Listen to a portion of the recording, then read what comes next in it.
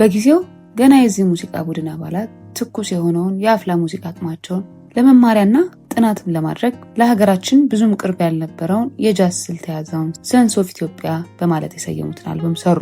እንደውም የማሳተሚያ ገንዘብ የላቸውም ነበርና ከባንድ ውስጥ ኪቦርድ ከሚጫወተው አባላቸው ቤተሰብ በብድር ላይ ህትመት በቃ። ወቅቱ 1978 ሲሆን አበጋዝ ክብረ ቁሽዮታ፣ ሄኖክ ተመስገን፣ ቴዎድሮስ አክሊሉና ዮሴፍ ተስፋዬ በድምጽ ደግሞ ስምዖን በየነ የተሰባሰቡበት ስራ ለአድማጭ የደረሰ ቢሆንም ሽያጩ ያልደራበት፣ እንደውም ለወዳጅ ዘመዶቻቸው በነፃ ስጦታ እስከ መስጠት ደርሰዋል። ለሁሉም ጊዜ ያለውና አሁን ይህ አልበም አድማስን ተሻግሮ በዲጂታል ገበያው ላይ እጅግ ተፈላጊና ሽያጩም የዋዛ ያልሆነ ሆኗል። አበጋዝ ሽዮታና ሄኖክ ተመስገን የቀድሞ ትውውቅ አላቸው። አበጋዝ ከሙሉቀን መለሰ ጋር በአሜሪካ የሙዚቃ ጉዞ ለማድረግ ሲሄዱ ነው የተገናኙት። ፎር ትራክ በተሰኘው መሳሪያ መቅዳት ከፍተኛ ፍላጎት ነበረውና አበጋዝ ይህንን መሳሪያ በኪራይ አግኝቶ ለመለማመድና ለማጥናት ሐሳባቸው ነበር ስብስባቸው። ግን ደግሞ የተሰሩት ስራዎች ቁጥር 8 መድረሱ ለህትመት እንዲደርስ ሐሳብ ጫረባቸው። ኪቦርዲስት ቴዎድሮስ የድሮ ነገሮችን በይበልጥ የሚስቡት ስለሆነ በሸክላ ካልሆነ መታተም የለበትም የሚል ሐሳብ ሰጠና እነሱም ተስማሙ። እጅግ ጥቂት ወደሆኑ ሰዎች ብቻ ደረሰ። ወደኛ ሀገር ደግሞ በተለይ ሙዚቃ ተማሪዎች ጋር መተዋወቅ የቻለ ስራ ነው። የዚህም ማሳያ በአሁኑ ጊዜ የባንድ አባል በመሆን የተቀላቀለው ሙዚቀኛ ግሩም መዝሙር ምስክር ነው። በትምህርት ቤት ቆይታው የሙዚቃ መምህራቸው ይህንን ስራ በካሴት ገልብጠው ተማሪዎቻቸው እንዲያደምጡት ጋበዟቸው። እሱም አድምጦ ወደደው። እንግዲህ ግሩም ከአድናቆትም አለፈና አሁን አድማስ ባንድ ብለን ከምንጠራቸው ሙዚቀኞች አንዱ ሆነ። ከዛ በኋላ ስራዎቻቸውን ቀጠሉ። በጊዜው የተወደዱ አልበሞች ላይም የተለያዩ አሻራቸውን አሳርፈዋል። ከዛ በኋላ ሁሉም በተለያየ መስክ ስራቸውን ቀጠሉ። በጊዜው የተወደዱ አልበሞች ላይ የተለያዩ አሻራዎቻቸውን አሳረፉ። በተለይ የሐመልማል አባት አልበም ሲነሳ አድማስ ባንድ እንዳጀበው ይነሳል።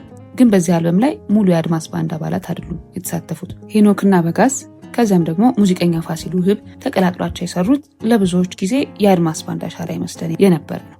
አበጋዝና ሄኖክ ከተጣመሩ በኋላ በዚሁ ባንድ የተሰራ ይመስለን የነበሩ አልበሞች እነ ቴዲ ታደሰ፣ ዳዊት መለሰ፣ ነዋይ ደበበ፣ አስቴር አወቀና ሌሎችም ከዚሁ ባንድ ካገኘናቸው ሄኖክ ተመስገንና አበጋዝ ክብረ ቁሽዮታ በእነሱ የተሰሩ ናቸው። እነዚህ ሙዚቀኞች የተማሩበትና የረሱት አልበም ከዓመታት በኋላ ይህ የተማራችሁበት ሳይሆን የምንማርበት ነው ተባለና በድጋሚ ለገበያ በቃ። ከ41 ዓመታት በኋላ አንድሪያስ ቪንጋርድ የተሰኘ የተለያዩ ቅጂዎችን የሚሰበስብ በኒውዮርክ ከተማ ነዋሪ የኢትዮጵያ ሙዚቃዎች ወዳጅ የፍሬድሪክስበርግ ሪከርድስ ባለቤት ለመጀመሪያ ጊዜ እንደሰማው ልቡን የሰነጠቀው ሙዚቃ ሆነና በፌስቡክ ለቴዲ መልእክት ከላከለት በኋላ ነው ነገሮች የተቀያየሩት። የባንዱ 3 አባላት ከሙዚቃው ዓለም አልተለያዩም ነበር ከድራም ተጫዋች የሆነው ዮሴፍ ተስፋዬ ውጪ። አበጋዝ በመድረክ ስራዎቹ በማቀናበር ማስተሪንግ በመስራት እንዲሁ ተሳትፎ የቀጠለ። ሄኖክ ተመስገን በመድረክ ስራዎቹም ሆነ በተለያዩ አልበሞች በተጨማሪ ሄኖክ ፕራክቲስ ሩም የተሰኘ የዩቲዩብ ቻናል በመክፈት ላይቭ ሙዚቃዎችን ሲያቀርብ ቆይቷል። ቴዲም ቢሆን የቴዲ አፍሮ አቦጊዳ ባንድ ላይ የሙዚቃ ተጫዋችም ነበር። ተሰባሰቡ። በመግቢያችን የሚያነሳ ነው ግሩም መዝሙር ተቀላቀላቸው። ታዲያ የሙዚቃ ጉዟቸውን ለማድረግ ሲነሱ ወቅቱ ዓለም የተጨነቀችበት ኮቪድ ወረርሽኝ መያዛቸው ጉዟቸውን ቢያስተጓጉለውም ከዚያ በኋላ ግን መቀጠል ችለዋል። በአዲስ አበባ የሚያቀረቡት መድረኮች ተጨብጭቦላቸው የወረዱባቸው ናቸው።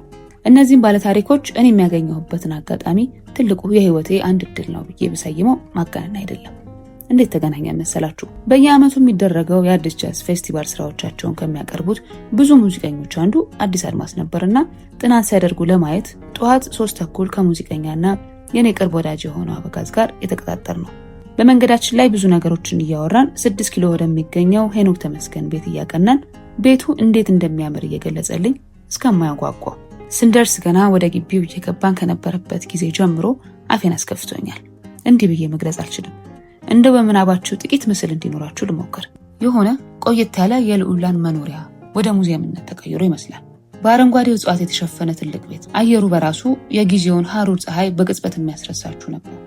ወደ ውስጥ ዘለቅን። በቤት ውስጥ ያሉት የጥበብ ስራዎች ታይተው የሚያልቁ አይደሉም። እነ ሄኖክ አንደኛ ፎቅ ከፍ ብለው እየተጫወቱ ነው። ወደ ላይ በቀጭኗ ደረጃ ስንወጣ ሄኖክ የሱ መለያ በሆነው ፈገግታ ተቀበለንና አንዳንድ ክፍሎችን መጎብኘት ጀመርኩ። ይሄ ቤት በነገራችን ላይ ከተሰራ ከ10 ዓመታት በላይ ያልፋል። ቤቱን ዲዛይን በማድረግም ሙዚቀኛ ሄኖክ የሰራው እንደሆነ ሲነግረኝ ምን አይነት የፈጠራ አቅም እንዳለው እየተገረምኩ ቀልቤን ለመሰብሰብ እየሞከርኩ የእነሱን ጨዋታ እንዳያመልጠኝ ብዬ ወደ ጥናት ክፍል ሄድን። ጥናቱ ሲጀመር የሚጫወቱ ሙዚቃዎች መርጠው ደረደሩና ዓለማቸው ውስጥ ገቡ። እኔም ተከተልኳቸው። ምን ብዬ እንደምገልጸው ማላውቀው ስሜት ይነዝረኛል። መሃል ላይ ሀሳብ ለመስጠት ሙዚቃውን ሲያቆሙ ነው ምባንድ ነው። በዚህ ቆይታ የውሃ እረፍት ይኑረን ብለን ሄኖክ ወደ ማድ ቤቱ መራ። ክሽን ያለ ወጥ ሽታው ቤቱን አውዶታል። እረፍታችን የውሃ ነበርና ውሃችንን ብቻ ይዘን በጀርባ ወዳለው መናፈሻ ሄድን። እኔና ግሩም ቀድመናል። እስኪ እንደው ምን ትመክሪናለሽ አለኝ። ምክር ሲል ደነገጥኩ።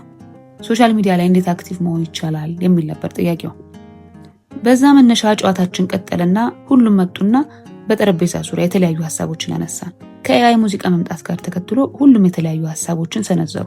ተወያይተን ከጥቂት ደቂቃዎች በኋላ ወደ ጥናት ክፍል ተመለስንና ያ የሙዚቃ ዓለም ውስጥ ገባን። ለዛሬ በቃናል አሉና ለቀጣይ ቀን የሚጠበቅባቸውን ስራ ተመዳደቡና ልንሄድ ተነሳሳን። እኔና ቴዲ ግቢ ውስጥ እየተጫወትን ነው።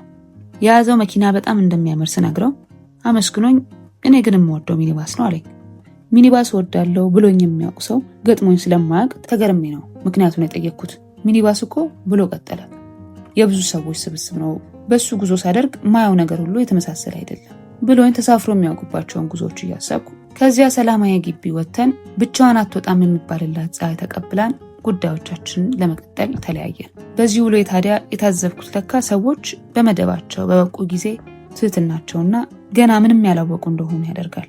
ሌላው ደግሞ ይህ ሁሉ ዓመታትና ስራዎች አይደለም ለጥቂት ጉዳዮች ከሰዎች ጋር ማንግባባባቸው እና መነጋጭባቸው ማንከባበርባቸው ጉዳዮች እንደው ቁጥራቸው ብዙ ነው። እነዚህ ሰዎች ጋር ግን ያለው የመማማር የመከባበር መንፈስ ግን ምን አይነት የህይወት አራዳር ቢኖራቸው ነው ያስብላል። የአድማስ ባንድ መንፈስ እንደው በሁላችን ይደር።